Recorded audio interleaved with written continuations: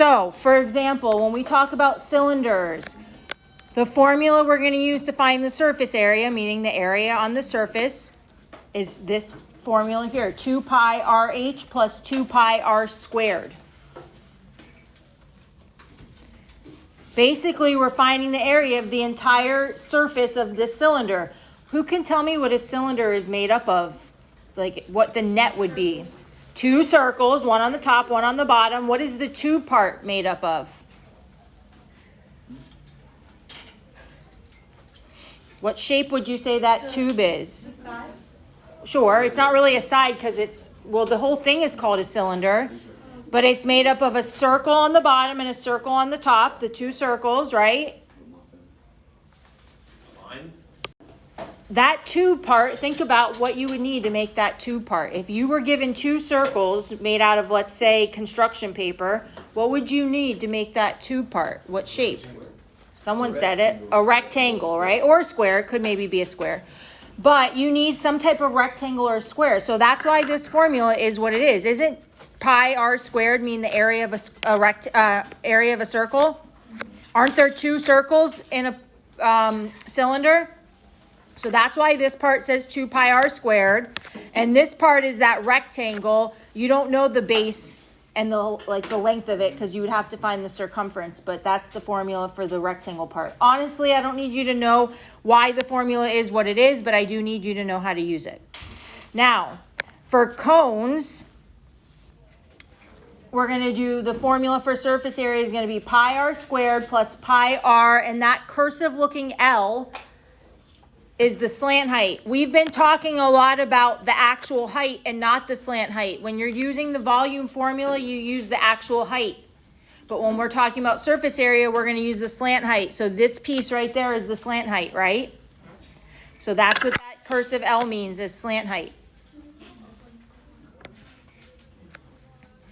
Okay? So pi r squared is going to give you the area of the circle on the bottom. Imagine that these figures are kind of floating in air. What would be touching the surface? Well, that circle on the bottom and then that rounded part up top that forms the cone, right? So we're finding the area of all of it. So it would be pi r squared would be give the circle part, and then pi r times the slant height is going to give you that curved part. The last formula is probably the easiest. It's the surface area of a sphere, which is 4 pi r squared. Again, I'm going to give you these formulas. However, you need to know how to use them. On the SATs, I don't think they give you surface area formulas. They only give you volume formulas. But for my test, I will give you them.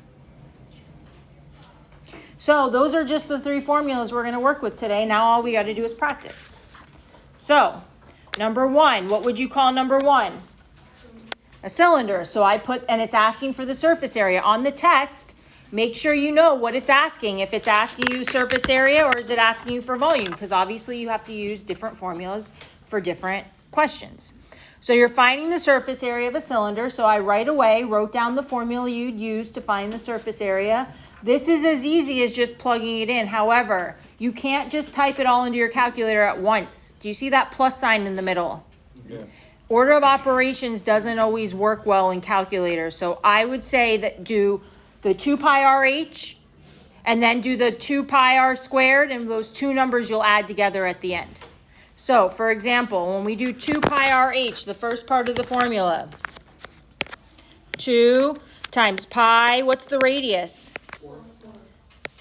Times the height. What's the height? That's this part right here.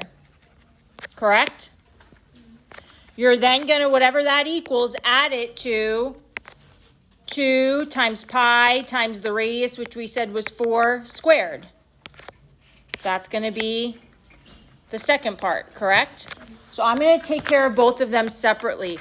Honestly, if you simplify this down to, let me use a different color. 2 times 4 times 12. Who can tell me what 2 times 4 times 12 is? So 96 pi, right? Because there's still that pi symbol. Plus this one, what's 4 squared? What's 2 times 16? So it's 32 pi. So all I did was simplify each one, so it ends up being 96 pi plus 32 pi, and since they both have pi in them, can't I just add 96 plus 32? What do I get when I add those two numbers together? 96 plus 32 is... That's easy enough to put in our calculator now, 128 pi. So in your calculator, I'm not going to switch screens because the recording will stop, so I'm just going to do it in my phone. 128 times pi. It's 402.12.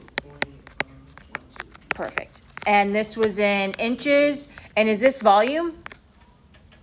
No, so I'm not going to put cubed. What did I find? Which is area, right? What do we write for area? Squared.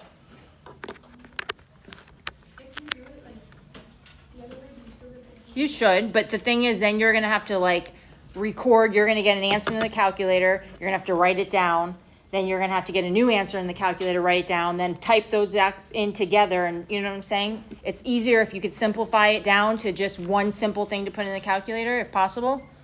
Also, every time you take a number from your calculator and write it down, you're rounding. And if you round multiple times throughout the problem, the answer will be a little bit off. You really shouldn't round until the final product. The final answer. All right, what is this? A cone. So if I'm finding the surface area of a cone, I'm going to use this formula. Pi r squared plus pi r times the slant height. So let's do the first part. Pi r squared. What's the radius here? 8. So that's this part right here. Plus pi times the radius, which we just said was 8, times the slant height. What's the slant height here? Make sure you don't put 15. 15 is the actual height, right? And that's this part of the formula. Once again, I personally am going to simplify it down so I could just do one final thing in the calculator. 8 squared is 64, so this part is 64 pi. Tell me what 8 times 17 is in a calculator, please. So I get, this part is 136 pi, and then 64 pi plus 136 pi is what, 200 pi? And that's easy to plug into my calculator right there. 200 pi, which is 628.32 centimeters squared. Now, if they tell you to leave your answer in terms of pi, then you have to do it this way and leave it as 200 pi. Can it wait till we're done with the lesson? Because you're going to miss parts, right? All right, number 3. What's number 3? What kind of figure is this? Sphere. This one's the easiest one probably, because the formula is just a small little formula. 4 pi times radius squared, right? So 4 times pi times the radius, which is 9, and then squared. 9 squared is? Now for this one, I'd say it's pretty easy just to type all of this into your calculator at once, because you don't have to add anything to it. So I'm just going to do 4 times pi times 81.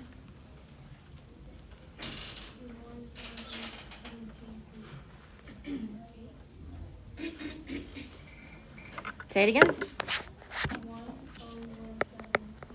Yep, 1017.88 is correct. And this is yards squared because it's surface area.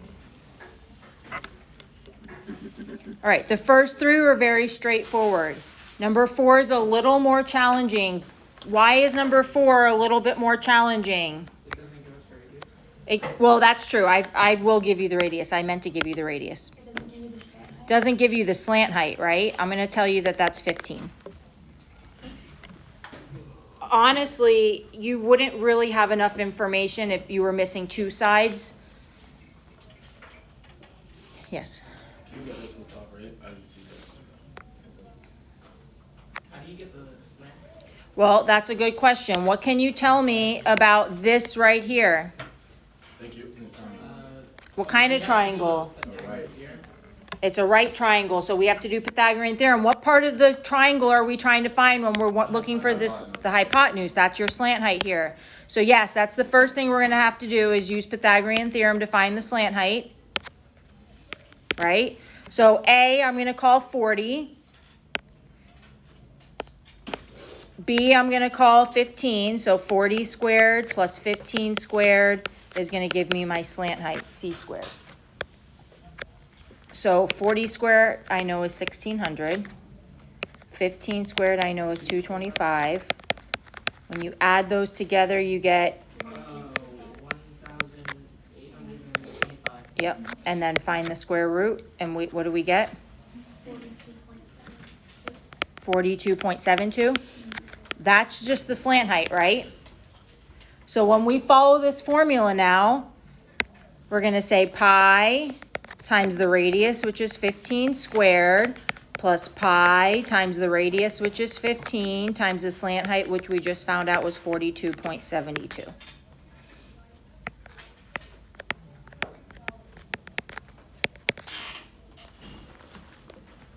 I'm gonna multiply the 15 times 47, or 42.72.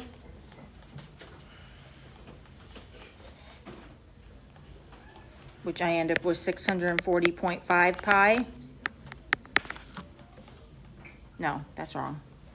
Sorry, 42.72 times 15, 40.8, my bad. Yeah. You have to go to the office? For what? All right, what would you call this figure here? A cone? Partially a semi-sphere, okay, but there's a cone and a semi-sphere. What do we call it when there's more than one three-dimensional figure put together? Composite solid, right?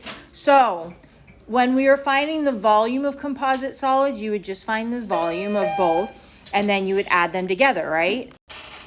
All right, so that part of the formula, the pi r squared, we're going to get rid of because that part of the circle right here is not touching the surface. That's sandwiched in between the cone and the semi-sphere, right?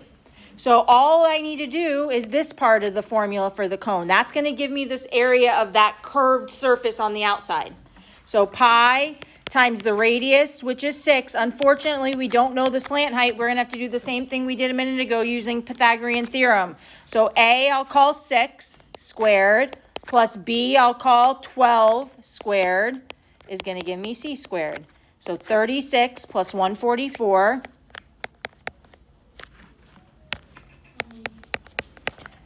And when you find the square root of 180, what do you get? It's going to be a decimal, I believe, right? Say it a little louder. All right, that's this piece right here, right? That's my slant height.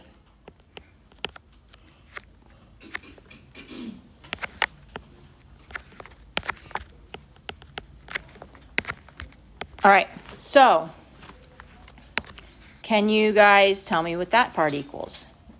6 times 13.42?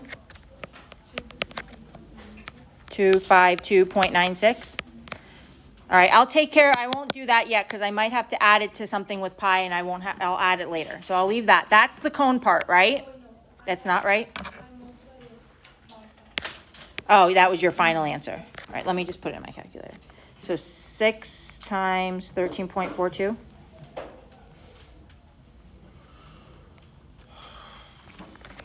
$80.52.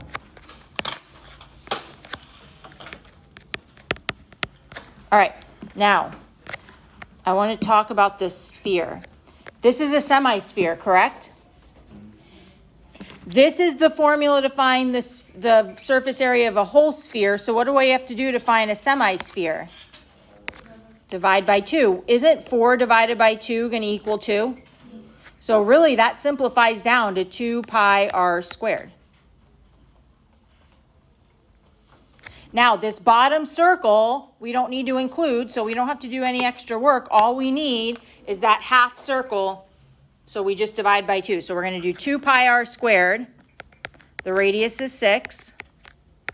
6 squared is 36.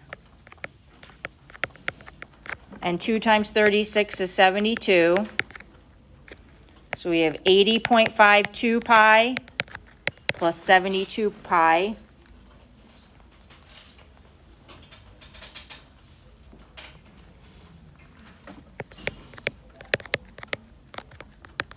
So we get that, and when I multiply that by pi, I'm left with what, 479.16?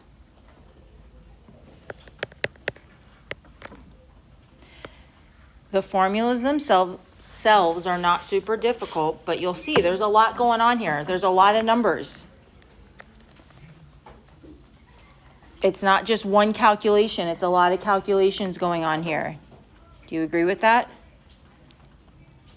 Before I let you guys start your homework, there's going to be some questions that I'll draw it right here. If you had kind of like what we just worked with a minute ago, but if you have a semi-sphere, right? I didn't draw that very good, but if you have a semi-sphere and it's not attached to anything else like it was here, like if I just had this part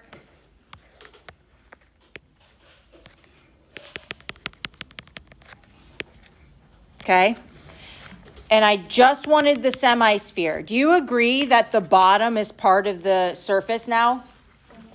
So when you find the volume of a semi-sphere, and there's going to be questions on the big ideas like this, you're going to have to find, you're going to take the formula, which is 4 pi r squared, right? I feel like all of you are going to ask the same question, so I guess go first, go quickly. Nage, when he comes back. How do I think? Sure. Bathroom? Okay. There's a line right now, so it's going to have to wait for a second. Please start your big ideas assignment. Tomorrow we will continue practicing this. Your homework tonight doesn't have any cylinders on it, but tomorrow's assignment will have some cylinders on it.